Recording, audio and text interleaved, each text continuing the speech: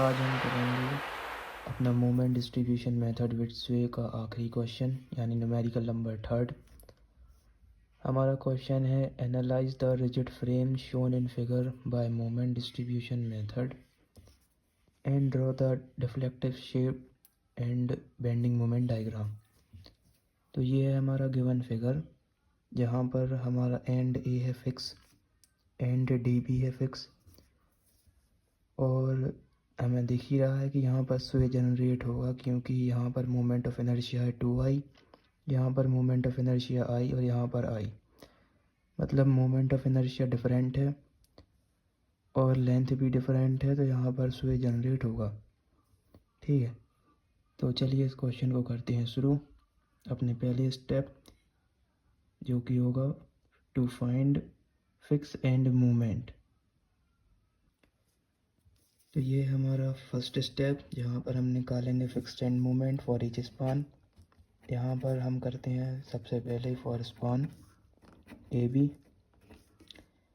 जहाँ पर एक्ट कर रहा है पॉइंट लोड।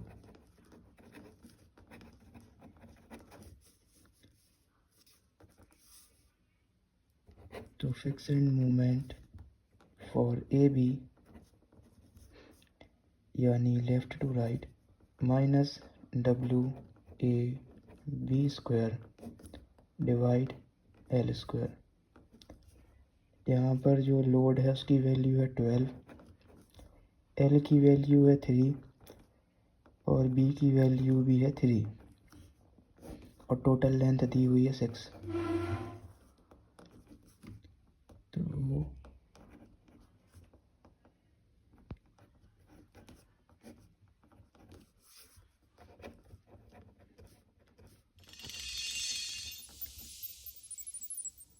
तो अल्टीमेटली यहाँ पर fix end moment A B की वैल्यू आ जाएगी -9 किलो न्यूटन मीटर।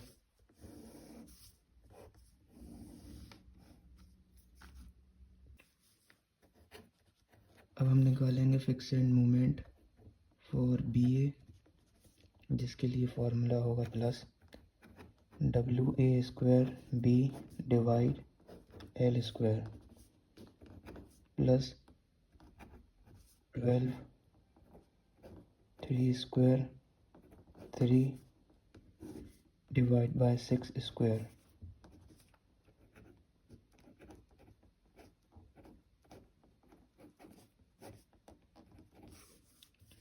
तो fix end moment for B A यहाँ पर आ जाएगा +9 किलो न्यूटन मीटर। अब हम प्रोसीड करते हैं अपना सेकेंड स्टेप जो कि होगा डिस्ट्रीब्यूशन फैक्टर्स फाइंड आउट करना।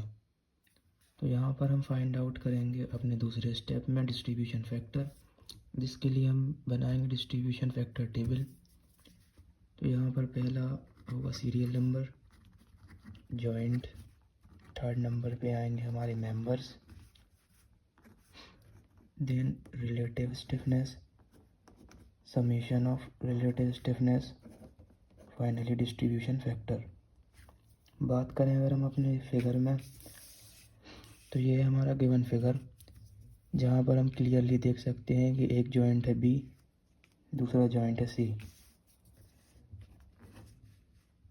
जॉइंट बी के लिए पहला मेंबर होगा BA और जॉइंट बी के लिए दूसरा मेंबर होगा BC।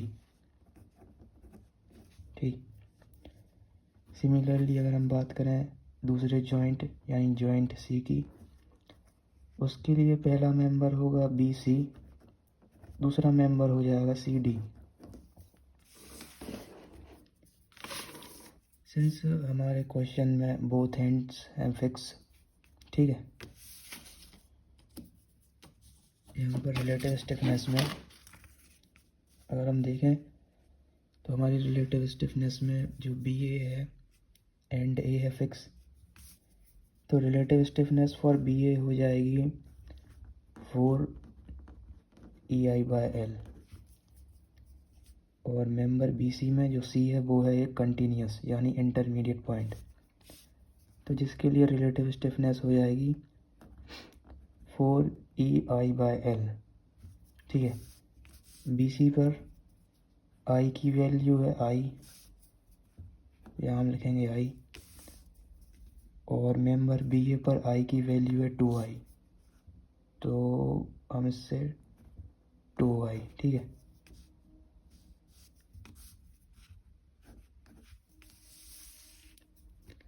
बात करें अगर CB पर, CB अगेन एक इंटरमीडिएट कंटिन्यूस पॉइंट है, तो यहाँ पर भी रिलेटिव स्टिफनेस होगी 4EI/L, ठीक है। तो CBI 4EI, और CB के लिए लेंथ हो जाएगी 4 मीटर, 4EI/L।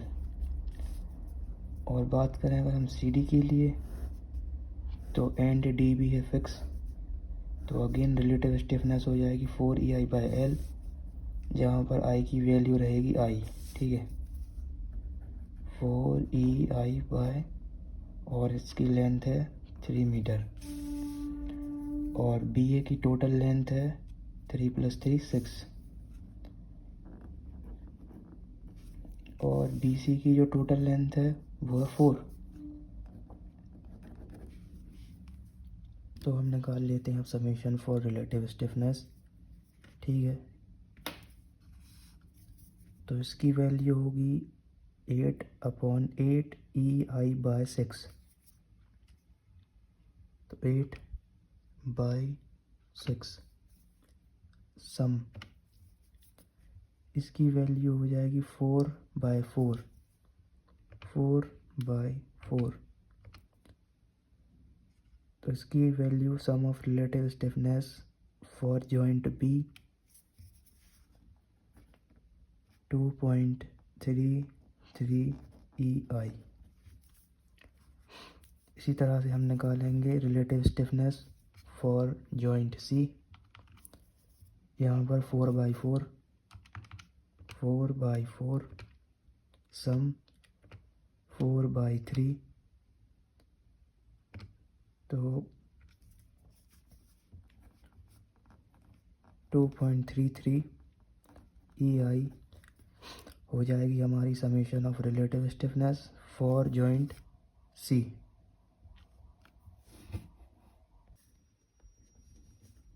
जैसा कि हमें पता है डिस्ट्रीब्यूशन फैक्टर का फॉर्मूला होता है relative stiffness of each member divide by sum of relative stiffness of particular joint, ठीक है।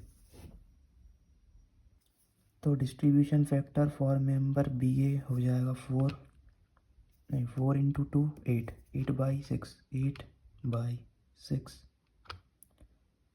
Divide sum of relative stiffness 2.33, 0. यह distribution factor for member BA 0.57। इसी तरह से हम डिस्ट्रीब्यूशन फैक्टर निकाल लेंगे फॉर मेंबर BC 0.43, और अगर इन मेंबर के डिस्ट्रीब्यूशन फैक्टर किसी भी पर्टिकुलर जॉइंट के मेंबर के डिस्ट्रीब्यूशन फैक्टर का सम अगर 1 है, तो इसका मतलब हमने करेक्ट कैलकुलेशन किया है।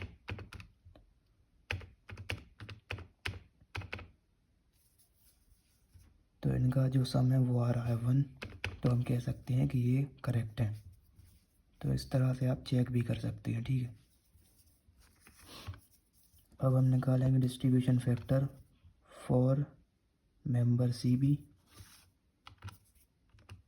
4/4 डिवाइड 2.33,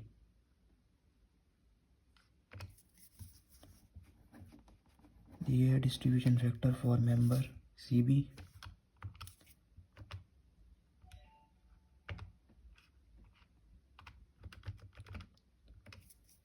और ये है distribution factor for member CD, ठीक है। हम प्रोसीड करते हैं अपना third step for non sway analysis में, जो कि होगा मोमेंट डिस्ट्रीब्यूशन टेबल फॉर्म करना। तो हमारा नॉन स्वे एनालिसिस में जो थर्ड स्टेप होगा वो होगा moment distribution method, moment distribution table, in order to find final end moments for non-sway analysis। अब हम देखेंगे अपना नॉन स्वे एनालिसिस का third step, moment distribution table, जिसके थ्रू हम निकालेंगे final end moments in non sway analysis. तो यहाँ पर जो हमारा एंड है वो भी है फिक्स, और जो हमारा एंड डी है वो भी है फिक्स। यहाँ पर हमने लिखे अपने डिस्ट्रीब्यूशन फैक्टर और नीचे हमने लिखे हैं अपने फिक्स एंड मोमेंट्स। तो शुरू करते हैं इसको। बैलेंस इन दोनों का सम +9 ही आएगा, ठीक है।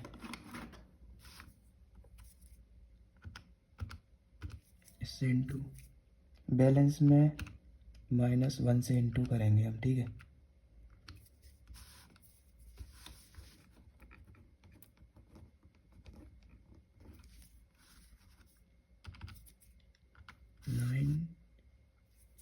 इन दोनों का सम इंटू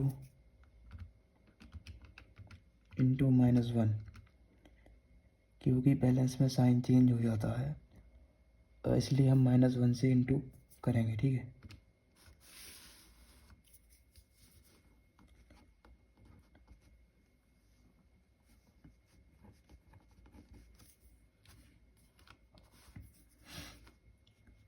और यहाँ पे ऑब्वियस सी बात है, इससे इंटू 0, -1 से भी इंटू तो भी 0, और ऐसे ही यहाँ पर भी होगा 0 0। अब हम करेंगे कैरी ओवर हाफ, और कैरी ओवर हाफ में साइन चेंज नहीं होंगे, ठीक है। यानी ये माइनस में, तो यहाँ पर भी माइनस, यहाँ पर भी माइनस, तो 0 डिवाइड बाई 2 0, इसको करेंगे डिवाइड बाई 2।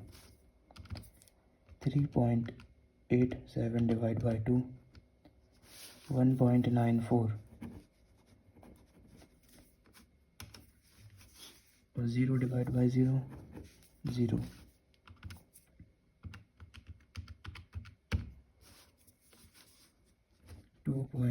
.57। अगेन हम करेंगे बैलेंस, तो यहाँ पर आ जाएगा 0, ठीक है। और इनसे इंटू करेंगे तो भी 0, -1 से इंटू तो भी 0, मतलब यहाँ पर भी 0 और यहाँ पर भी 0। यहाँ ब्लैंक को कंसीडर करेंगे हम ऐसा 0, तो -1.94 plus 0 -1.94 into 0.43 into -1 0.83 -1.94 into 0.57 into -1 plus 1.11। इसी तरह से हम प्रोसीड करेंगे अपने मोमेंट डिस्ट्रीब्यूशन टेबल को। अगेन कैरी ओवर हाफ, इसका हाफ यहाँ, इसका हाफ यहाँ, इसका हाफ यहाँ,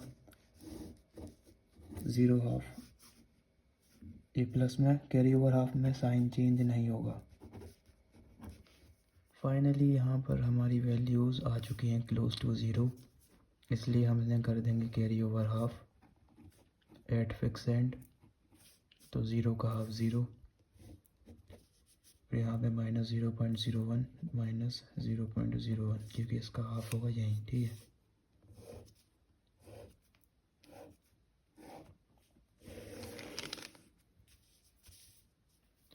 तो हमें इन सब वैल्यूज़ को करना होगा add.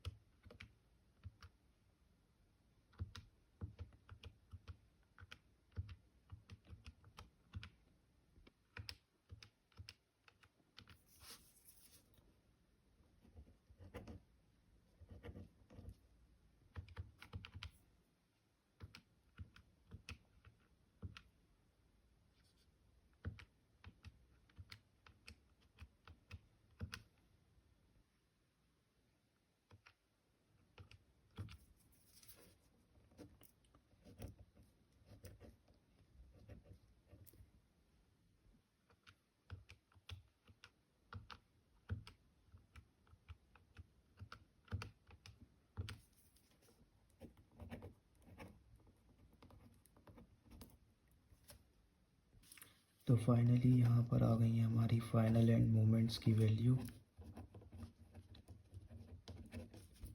For non sway analysis. ठीक है, तो ये हो जाएगी M B A B M B M B C M C B M C D और एम डी सी। तो हमारे नॉन स्वे एनालिसिस में हमारा फोर्थ स्टेप होगा रिएक्शन कैलकुलेशन।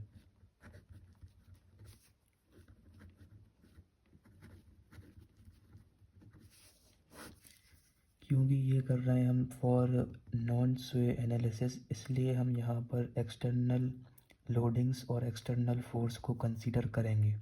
ठीक है, और हम बात करें अपने गिवन फ्रेम की,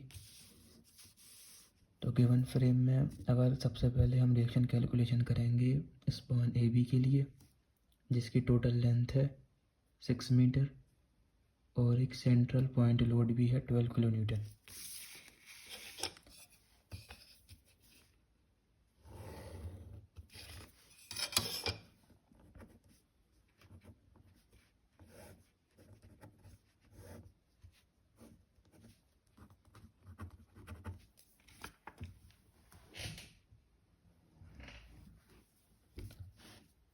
सिंस हमें पता है कि अगर कोई मोमेंट पॉजिटिव है ना, अगर कोई मूवमेंट नेगेटिव है तो वो एक्ट करेगा एंटी क्लॉकवाइज, और अगर कोई मूवमेंट पॉजिटिव है तो वो एक्ट करेगा क्लॉकवाइज। ठीक है, यहाँ पर अगर हम देखें मोमेंट एम ए बी है नेगेटिव मतलब ये करेगा एक्ट एंटी क्लॉकवाइज। वहीं पर मोमेंट एम बी ए वो है पॉजिटिव, ये एक्ट करेगा क्लॉकवाइज। ठीक है, उस जो हमारा पॉइंट लोड है, अगर हम इसे आगे प्रोसीड करें तो ये कुछ एंटी क्लॉकवाइज ही एक्ट करेगा। यहाँ पर हम रिएक्शन किसी भी डायरेक्शन में अज्यूम कर सकते हैं, यानी कि अगर हम चाहें तो टूवर्ड्स लेफ़्ट भी एच ए रिएक्शन भी अज्यूम कर सकते हैं, और अगर हम चाहें तो एच ए रिएक्शन को हम टूवर्ड्स राइट भी अज्यूम कर सकते हैं। यहाँ पर हम जो हमारी एच ए रिएक्शन है उसे करते हैं अज्यूम टूवर्ड्स राइट। ठीक है,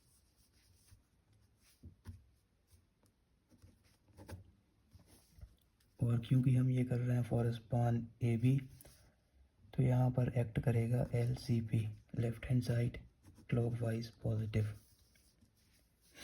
और अगर हम देखें एच ए को, तो एच ए भी एंटी क्लॉकवाइज ही एक्ट करेगा। ठीक, तो clockwise positive, anti clockwise negative, minus H A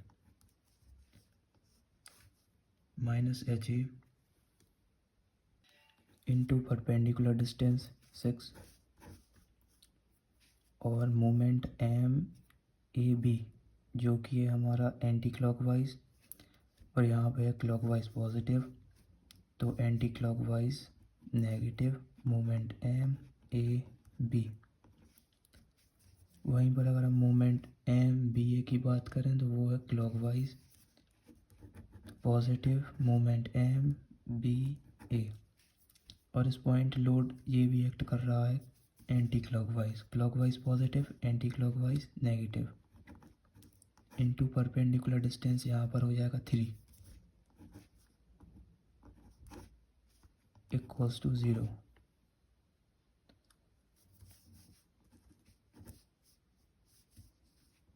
-6HA minus M A B की वैल्यू है 11.70 plus moment M B A की वैल्यू है 3.62 माइनस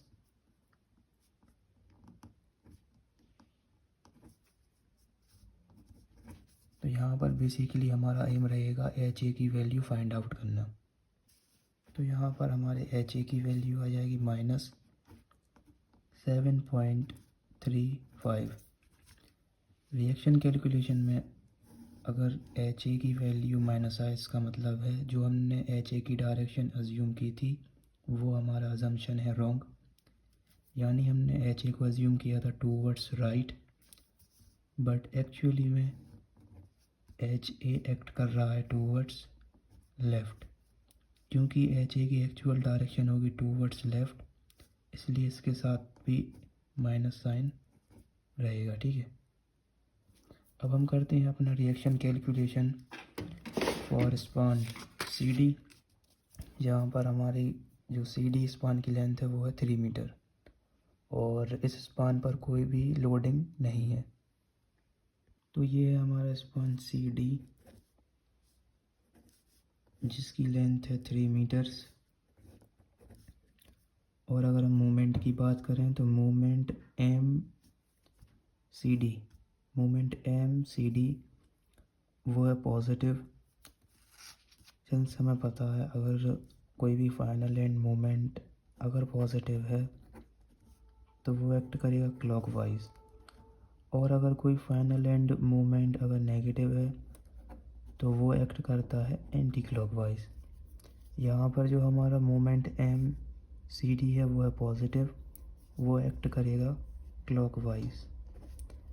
और जो हमारा मूवमेंट एम डी सी है वो भी है पॉजिटिव, तो ये मूवमेंट भी जो है हमारा क्लॉकवाइज एक्ट करेगा। ठीक है, यानी हमारा मूवमेंट एम सी डी भी क्लॉकवाइज और मूवमेंट एम डी सी भी क्लॉकवाइज एक्ट करेगा।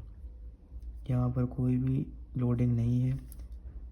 और रिएक्शन कैलकुलेशन में फॉर स्पान सी डी यहाँ पर वर्क करेगा R C N, right hand side clockwise negative. और यहाँ पर हम एच डी रिएक्शन अपनी अज्यूम करेंगे। हम एच डी रिएक्शन को टूवर्ड्स लेफ़्ट या टूवर्ड्स राइट भी अज्यूम कर सकते हैं।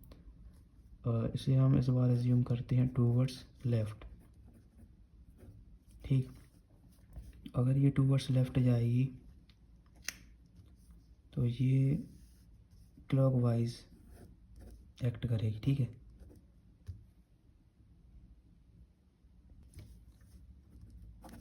Since clockwise negative H D है clockwise negative H D, perpendicular distance है 3। मूवमेंट एम सी डी भी है clockwise negative movement M C D, और मूवमेंट एम डी सी भी है क्लॉकवाइज, तो negative movement M D C is equals to 0। यहाँ पर हम लिखेंगे -3 H D minus movement M C D जिसकी वैल्यू है 1.16 और minus movement M D C की वैल्यू है 0.59। अल्टीमेटली हमारी एच डी रिएक्शन की वैल्यू आ जाएगी -0.58। क्योंकि रिएक्शन कैलकुलेशन में अगर एच डी की वैल्यू नेगेटिव आए तो इसका मतलब है जो हमने अज्यूम की थी एच डी की डायरेक्शन टूवर्ड्स लेफ़्ट, हमारा अजम्पशन है गलत, क्योंकि इसकी वैल्यू आई है नेगेटिव। इसलिए इसकी जो एक्चुअल डायरेक्शन होगी वो होगी टूवर्ड्स राइट, और क्योंकि एच डी की जो डायरेक्शन है वो होगी टूवर्ड्स राइट, इसलिए इसके साथ रहेगा पॉजिटिव साइन। चलिए बढ़ते हैं अगले स्टेप की तरफ।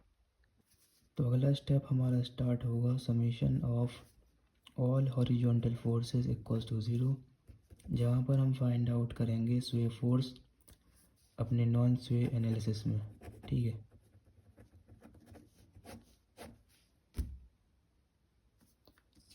सिंस ये है हमारा गिवन फ्रेम, जहाँ पर H D direction H A जो कि हमारा एक्ट करेगा टूवर्ड्स लेफ़्ट, एच ए की वैल्यू है 7.35 और एच डी जो कि एक्ट कर रहा है टूवर्ड्स राइट जिसकी वैल्यू है 0.58 जो कि एक माइनर सा फोर्स है। ठीक है, तो अल्टीमेटली अगर हम ऑब्जर्व करें तो हमारा एच ए जो है वो ग्रेटर देन वो है ग्रेट एच डी से।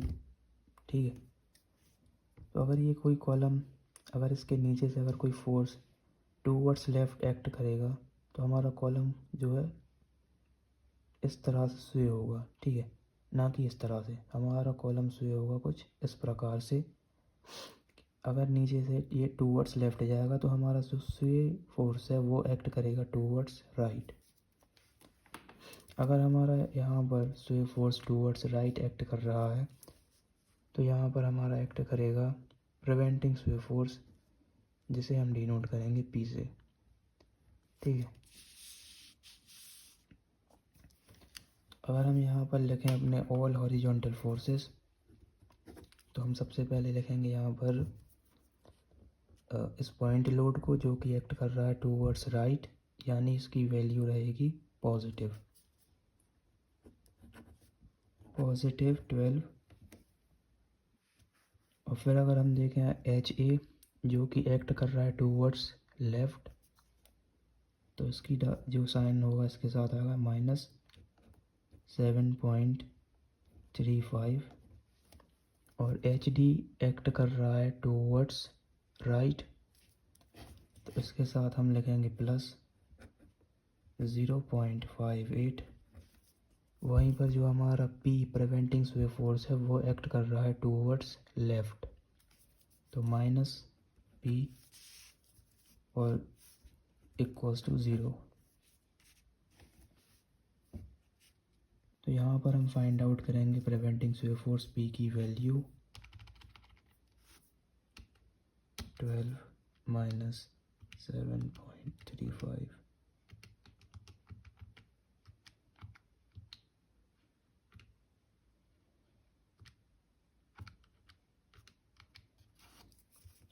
तो यहाँ पे प्रिवेंटिंग स्वे फोर्स की वैल्यू आ जाएगी 5.23 किलो न्यूटन।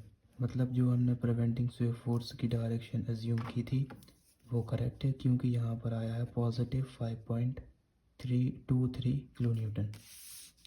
ठीक, अगर ये प्रिवेंटिंग स्वे फोर्स जो हमने डायरेक्शन एज्यूम की थी वो इस तरफ लगेगा तो ये हमें बताता है जो हमारा स्वे फोर्स होगा वो होगा 5.23 किलो न्यूटन प्रिवेंटिंग स्वे फोर्स के अपोजिट डायरेक्शन में यानी टूवर्ड्स राइट। तो ये हो गई हमारे स्वे फोर्स की वैल्यू अपने नॉन स्वे एनालिसिस के पार्ट में। तो इसी के साथ हमारा नॉन स्वे एनालिसिस का ये पार्ट होता है ख़त्म। अब हम स्टार्ट करेंगे अपना स्वे एनालिसिस जहाँ पर हम प्रोसीड करेंगे step number 5 column head ratio से। यहाँ पर हमारा जो 5th स्टेप होगा वो होगा column head ratio find out करना।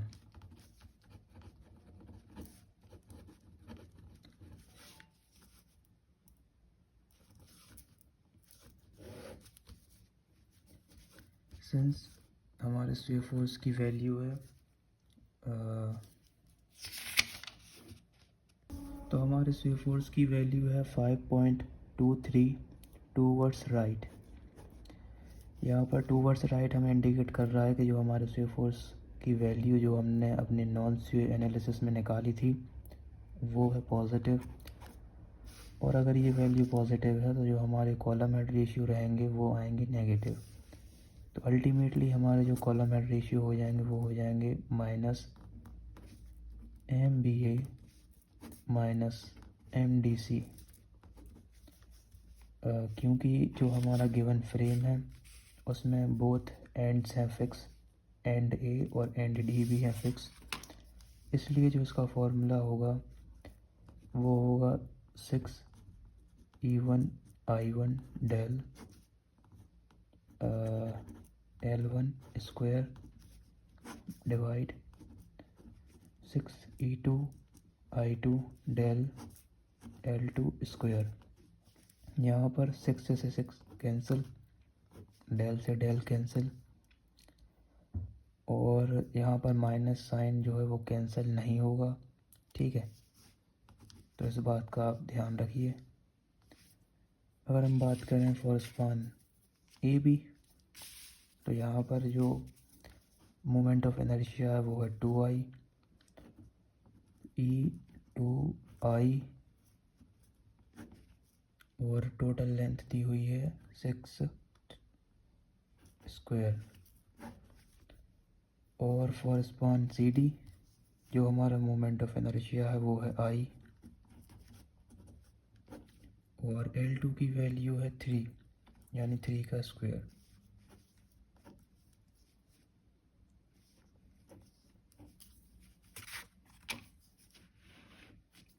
यहाँ पर जो हमारे फाइनली कॉलम हेड रेशियोज निकलेंगे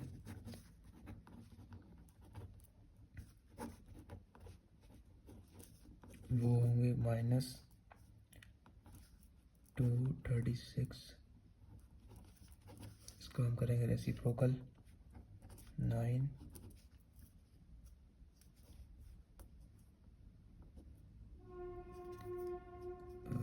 1।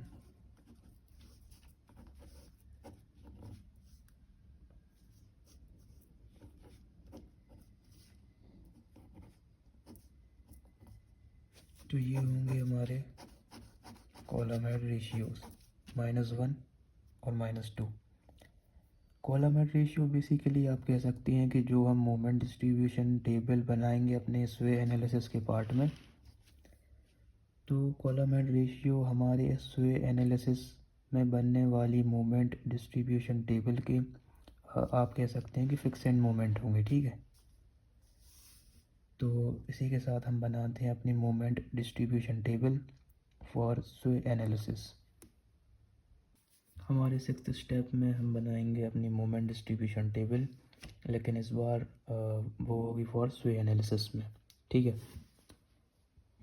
तो यहाँ पर हम लिख लेंगे अपने डिस्ट्रीब्यूशन फैक्टर जो हमने प्रीवियसली निकाल लिए थे, और जो हमारी इस मोमेंट डिस्ट्रीब्यूशन टेबल में ये वाला सेक्शन और ये वाला सेक्शन हो जाएगा 0, ठीक है। यहाँ पर जो कॉलम हेड रेशियो है फॉर मेंबर बी ए या ए बी वो है -1, और फॉर मेंबर सी डी और डी सी वो है -2।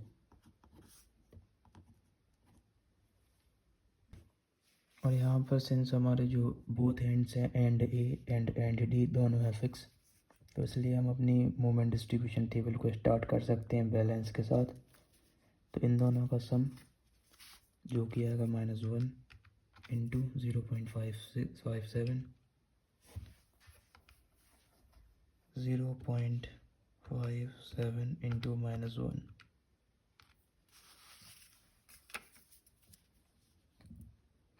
प्लस 0.57, और यहाँ पर अगेन हम इससे इंटू करेंगे, देन मल्टीप्लाइड बाय -1, तो यहाँ पर आ जाएगा प्लस 0.43। यहाँ पर इन दोनों का सम जो कि -2 इंटू 0.43 इंटू -1, तो ये वैल्यू आ जाएगी प्लस 0.86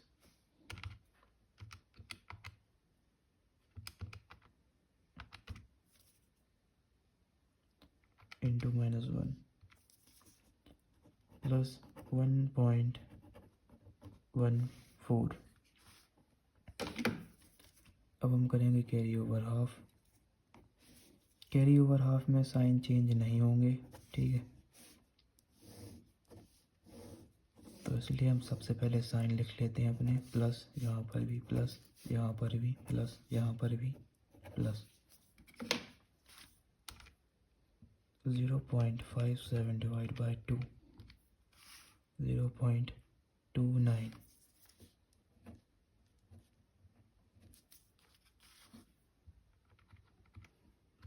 0.86 divided by 2, 0.43,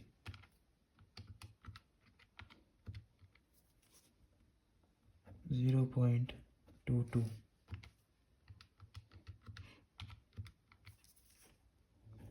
0.57। इसी तरह से हम अपनी इस मोमेंट डिस्ट्रीब्यूशन टेबल को प्रोसीड करेंगे। फाइनली फॉर स्वे एनालिसिस ये आ चुके हैं हमारे फाइनल एंड मोमेंट्स। ये हो जाएगा मोमेंट MAB, ये मोमेंट हो जाएगा मोमेंट MBA, और ये मोमेंट हो जाएगा मोमेंट MBC, MCB, MCD, ये मोमेंट MDC। अब हम कंटिन्यू करते हैं अपना 7th स्टेप, जो कि होगा reaction calculation for sway analysis.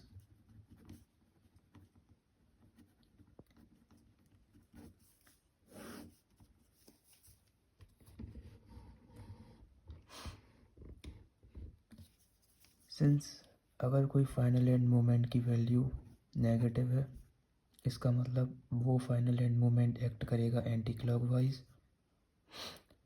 अगर कोई फाइनल एंड मोमेंट की वैल्यू पॉजिटिव है तो वो मोमेंट एक्ट करेगा क्लॉकवाइज, ठीक है। और reaction calculation for sway analysis में हम अपने फ्रेम में जो है कोई भी एक्सटर्नल लोडिंग अज्यूम नहीं करेंगे, ठीक है। सिंस ये है हमारा गिवन क्वेश्चन, तो हम अपना रिएक्शन कैलकुलेशन स्टार्ट करते हैं for sway analysis from span AB, जहाँ पर हम ये external loading point load 12 kilo Newton को अज्यूम नहीं करेंगे।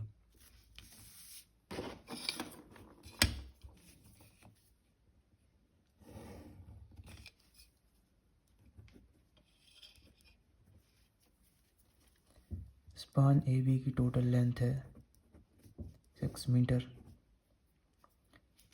और अगर हम बात करें मोमेंट MAB की, तो वो है नेगेटिव, मतलब एंटी क्लॉकवाइज। और मोमेंट MBA वो भी है नेगेटिव, तो ये भी जाएगा एंटी क्लॉकवाइज। यहाँ पर हम डायरेक्शन HA एज्यूम कर लेते हैं टूवर्ड्स लेफ़्ट, क्योंकि अगर ये टूवर्ड्स लेफ़्ट है तो ये होगा कुछ क्लॉकवाइज, ठीक है। और हम बात कर रहे हैं स्पान AB की, तो यहाँ पर वर्क करेगा LCP left hand side clockwise positive.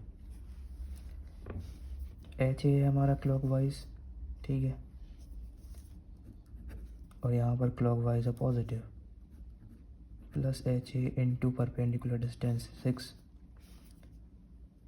Moment MAB है नेगेटिव, यानी एंटी क्लॉकवाइज। क्लॉकवाइज है पॉजिटिव, तो ये आएगा नेगेटिव मोमेंट MAB।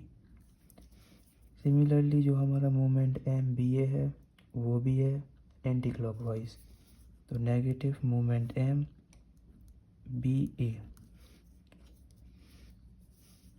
और ये हो जाएगा इक्वल में 0।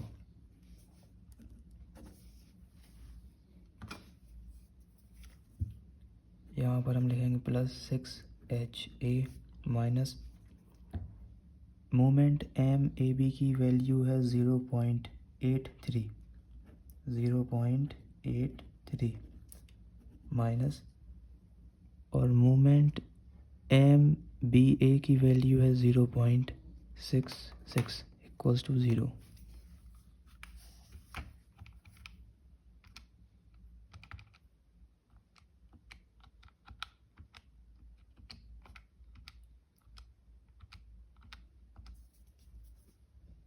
तो यहाँ पर जो फाइनली एच ए की वैल्यू आएगी हमारी रिएक्शन की, वो होगी पॉजिटिव 0.25।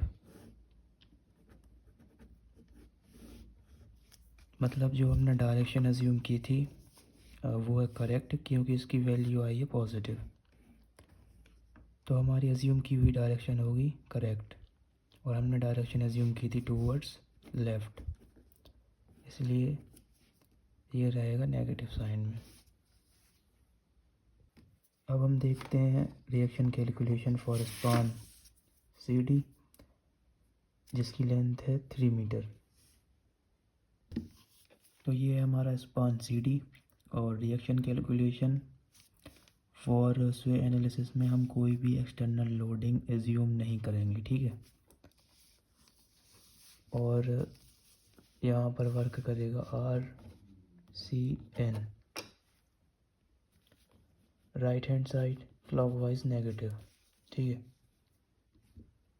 तो अगर हम बात करें यहाँ पर मोमेंट एम सी डी जो कि है नेगेटिव, और सिंस अगर कोई फाइनल एंड मोमेंट अगर नेगेटिव है तो वो एक्ट करता है एंटी क्लॉकवाइज, और अगर कोई फाइनल एंड मोमेंट है पॉजिटिव तो वो एक्ट करेगा clockwise. Moment M C D भी है नेगेटिव और मोमेंट एम डी सी भी है नेगेटिव, मतलब ये दोनों मोमेंट्स जो हैं वो एक्ट करेंगे एंटी क्लॉकवाइज। और यहाँ पर हम डायरेक्शन एज्यूम कर लेते हैं एच डी के लिए टूवर्ड्स लेफ़्ट ही। हम किसी भी तरफ एज्यूम कर सकते हैं, चाहे तो हम इस तरफ भी एज्यूम कर सकते हैं टूवर्ड्स राइट और टूवर्ड्स लेफ़्ट। तो यहाँ पर हम एज्यूम कर लेते हैं टूवर्ड्स लेफ़्ट, और अगर ये टूवर्ड्स लेफ़्ट जाएगी तो ये होगा कुछ क्लॉकवाइज, एच डी हो जाएगा क्लॉकवाइज। यहाँ पर है क्लॉकवाइज नेगेटिव, मतलब जो हमारा एच डी है वो होगा minus H D into perpendicular distance है 3, और ये एंटी क्लॉकवाइज, ये भी एंटी क्लॉकवाइज, तो plus moment M C D plus moment M D C equals to 0। Minus 3 HD plus moment M C D की वैल्यू है 0.95, और मोमेंट एम डी सी की वैल्यू है 1.48, plus moment M D C की value 1.48।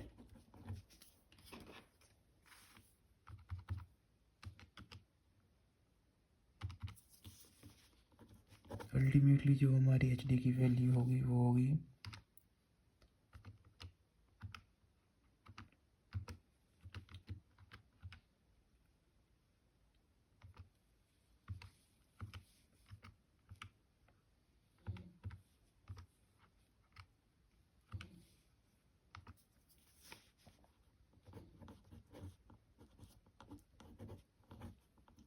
H D की value आ जाएगी हमारी 0.81 किलो न्यूटन।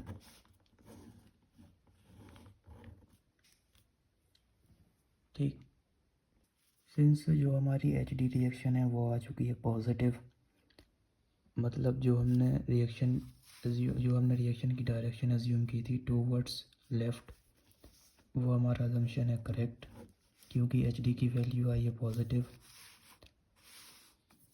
तो इसलिए एच डी की जो डायरेक्शन होगी वो होगी टूवर्ड्स लेफ़्ट, मतलब माइनस में। इसी के साथ हम प्रोसीड करते हैं अपना अगला स्टेप, जो कि बेस्ड होगा summation of all horizontal reaction equals to 0।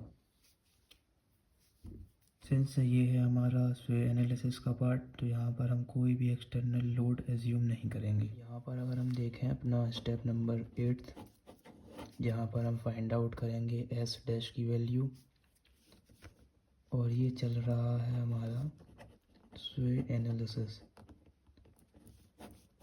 ठीक है, जहाँ पर हम एक्सटर्नल लोडिंग कंसीडर नहीं करेंगे, ठीक है। और अगर हम बात करें यहाँ पर अपने फ्रेम की, without considering any external loading, तो यहाँ पर एक्ट करेगा एच ए 0.25 और डी पर एक्ट करेगा इस डायरेक्शन में एच डी, जिसकी वैल्यू 0.81। अगेन अगर हम देखें इन दोनों की डायरेक्शन है टूवर्ड्स लेफ़्ट, तो अगर किसी कॉलम पर नीचे एंड से अगर टूवर्ड्स लेफ़्ट अगर कोई चीज़ एक्ट करेगी, तो ये स्वे करेगा कुछ इस डायरेक्शन में, यानी इसकी स्वे डायरेक्शन होगी टूवर्ड्स राइट। तो हम अज्यूम करेंगे यहाँ पर एस डैश को, ठीक है। Since we all know that summation of all horizontal reaction acting on any frame remains equals to 0, तो यहाँ पर जो एस डैश है वो एक्ट कर रहा है टूवर्ड्स राइट, तो इसकी वैल्यू होगी पॉजिटिव एस डैश। अगर हम दूसरी हॉरिजॉन्टल रिएक्शन एच डी की बात करें, तो वो कर रहा है act towards left minus H D, और ये हमारा एच ए जो रिएक्शन है वो भी towards left minus H A equals to 0।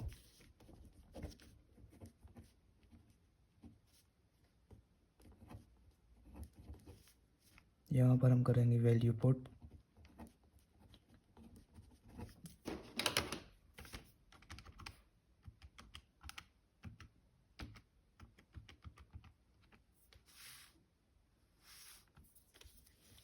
Ultimately जो हमारी एस डैश की वैल्यू होगी वो आएगी पॉजिटिव 1.06, जिसकी डायरेक्शन होगी इस तरफ। अब हम फाइंड आउट करेंगे करेक्शन फैक्टर, जिसके बाद हम निकालेंगे अपनी फाइनल एंड मूवमेंट्स, जिसके थ्रू हम बना पाएंगे अपना बेंडिंग मोमेंट डायग्राम। सिंस जो करेक्शन फैक्टर है उसका फॉर्मूला होता है एस स्वे फोर्स, जो हमने अपने नॉन स्वे एनालिसिस में निकाला था, S upon S dash, S dash जो हमने अभी अपने स्वे एनालिसिस के पार्ट में निकाला है। तो यहाँ पर हमारे करेक्शन फैक्टर्स की वैल्यू आ जाएगी 5.23 डिवाइड बाय 1.06।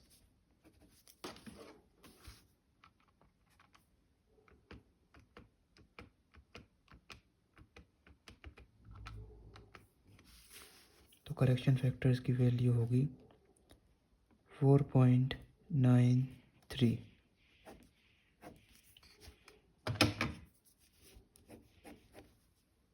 यहाँ पर सिंस हमारा करेक्शन फैक्टर आ चुका है 4.93, तो हम अपने मोमेंट्स को कुछ इस तरह से अरेंज कर लेंगे, जहाँ पर हम अपनी फाइनल एंड मोमेंट्स जो हमने अपने नॉन स्वे एनालिसिस के पार्ट में निकाले थे वो हम अरेंज करेंगे ऊपर, जिसे हम डिनोट करेंगे ए से।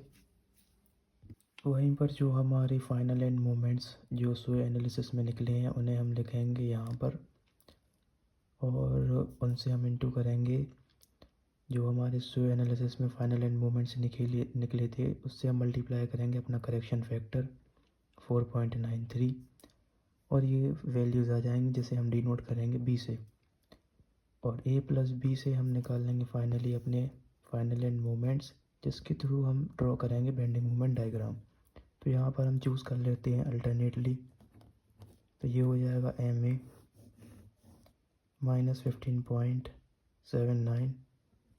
बेसिकली हम राइट हैंड साइड वाले चूज़ करेंगे यहाँ पर, ये हो जाएगा एम बी माइनस 0.37, ये हो जाएगा एम सी माइनस 3.52, और ये हो जाएगा, ये है -6.71, तो यहाँ हम कंसीडर कर सकते हैं +6.71, ये हो जाएगा MD।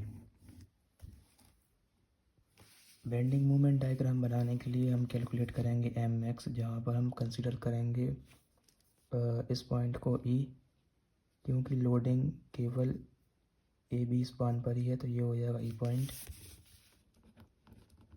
तो हम निकाल लेंगे mx for ME point load के लिए फॉर्मूला होता है WAB/L। तो यहाँ पर W की वैल्यू है 12, A की वैल्यू है 3 एंड B भी है 3 और L है 6।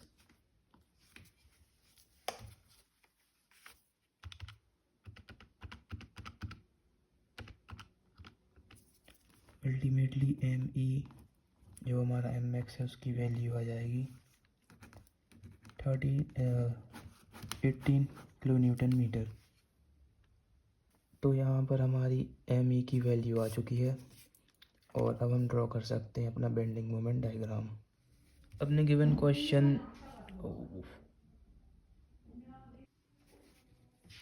गिवन क्वेश्चन के बेंडिंग मोमेंट डायग्राम बनाने के लिए सबसे पहले हम अपने mx यानी 18 किलो न्यूटन मीटर जो कि पॉइंट ई पर आएगा इस पॉइंट लोड की वजह से, तो उसे प्लॉट कर लेते हैं। सिंस पॉइंट ई पर एक्ट कर रहा है पॉइंट लोड, तो यहाँ पे जो डायग्राम बनेगा वो होगा हमारा रेक्टेंगुलर। तो यहाँ पर हम प्लॉट करेंगे अपना ये 80 किलो न्यूटन बाय मीटर जो कि प्लॉट होगा पॉइंट ई पर।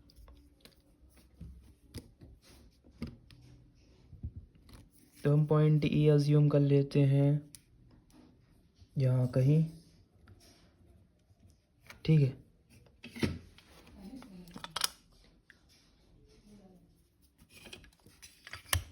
पॉइंट ई पर एक्ट कर रहा था पॉइंट लोड, तो जो mx की वैल्यू 18 किलो न्यूटन हम यहाँ अज्यूम कर लेंगे।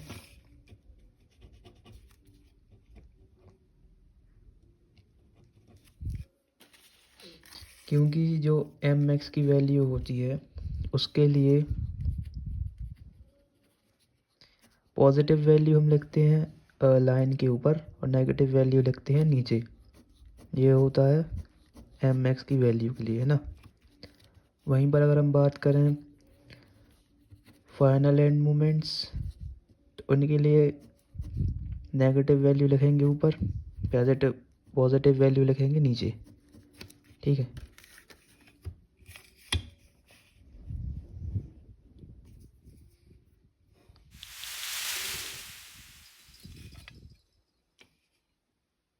अब हम प्लॉट करेंगे अपनी बाकी की वैल्यूज़।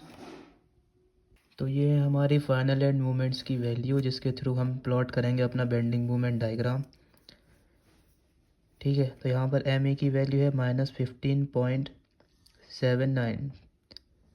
जैसा कि मैंने आप लोगों को बताया कि जो हमारी फाइनल एंड मोमेंट्स की वैल्यूज़ होती हैं वो लाइन के ऊपर, माइनस में है तो लाइन के ऊपर प्लॉट की जाएंगी और अगर प्लस में है तो लाइन के नीचे। तो ये वैल्यू है -15.79, तो इसे प्लॉट करेंगे हम लाइन के ऊपर। तो ये है हमारी फाइनल एंड मोमेंट्स की वैल्यू जिसके थ्रू हम प्लॉट करेंगे अपना बेंडिंग मोमेंट डायग्राम। जैसा कि मैंने आप लोगों को बताया था कि अगर कोई फाइनल एंड मोमेंट की वैल्यू नेगेटिव में है तो वो प्लॉट की जाएगी लाइन के ऊपर। वहीं पर अगर कोई फाइनल एंड मोमेंट की वैल्यू पॉजिटिव है तो वो प्लॉट की जाएगी लाइन के नीचे। जैसा कि हम यहाँ प्लॉट करके देखते हैं कि MA है -15.79, ये है माइनस में, तो इसे हम प्लॉट करेंगे लाइन के ऊपर। तो A पॉइंट के जस्ट ऊपर यहीं कहीं हम मान लेते हैं -15.79, ठीक। ये हो गया 15.79। वहीं पर जो MB है उसकी वैल्यू है -0.37, तो ये भी माइनस में है, तो इसे हम प्लॉट करेंगे लाइन के ऊपर। इसे लगभग मान लेते हम यहाँ ये हो जाएगा 0.37। अब इन दोनों को हम कर देंगे जॉइंट।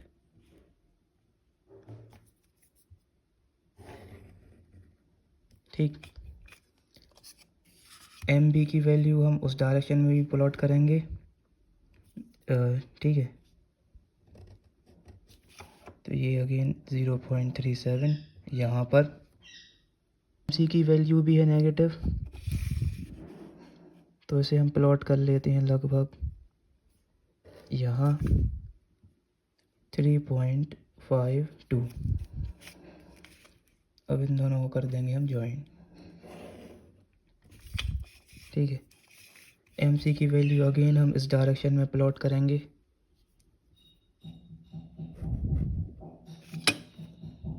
थ्री 3.52 और एम डी की वैल्यू यहाँ पर है पॉजिटिव, यानी ये प्लॉट होगी लाइन के नीचे। ठीक है, तो ये है पॉजिटिव 6.71। तो हम इसे प्लॉट कर लेते हैं लगभग यहाँ लाइन के नीचे 6.71 और इन्हें भी हम कर देंगे हम ज्वाइन। ये होगा हमारा बेंडिंग मोमेंट डायग्राम हमारे गिवन क्वेश्चन के लिए। Thanks for watching.